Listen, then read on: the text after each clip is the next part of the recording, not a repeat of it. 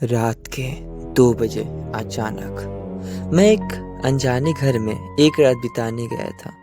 सब कुछ बिल्कुल नॉर्मल था, लेकिन रात के 2:13 पर अचानक से नॉक नॉक की आवाज़ आई। दरवाजे पर किसी ने 3 बार दस्तक दी थी।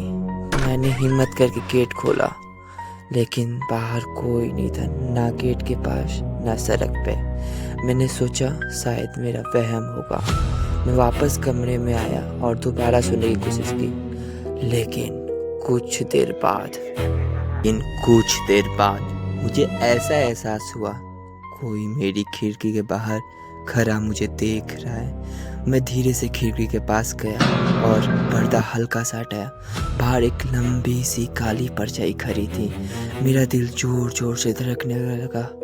मैंने तुरंत खिड़की बंद कर दी, लेकिन उसी वक्त मेरे कमरे के अंदर से आवाज़ आई, दरवाज़ा मत बंद करो। मैं पलट कर देखता हूँ तो कमरा बिल्कुल खाली था, लेकिन दरवाज़ा धीरे धीरे अपने आप खुलने लगा।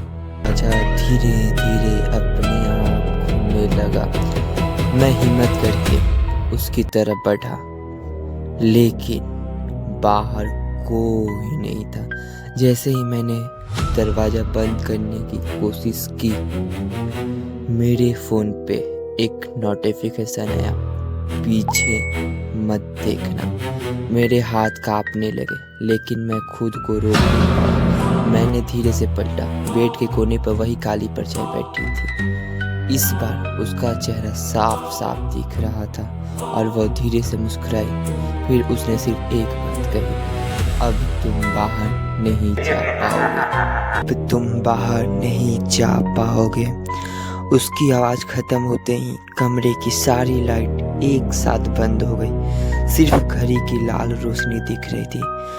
रात के 2:13 हो रहे थे। मैंने फ़ोन की फ्लैश लाइट ऑन की, लेकिन जिस जगह वह काली परछाई बैठी थी वहाँ अब कोई नहीं था।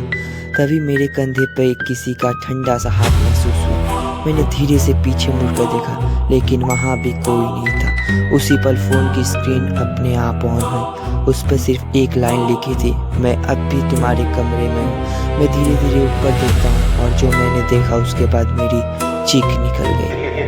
धीरे धीरे ऊपर देखता हूँ, लेकिन उसके बाद जो मैंने देखा उससे मेरी सांसें रुक गई। छत से उल्टा लटका हुआ एक अंधेरा साया बिना पलक झपकाए मुझे घूर रहा था।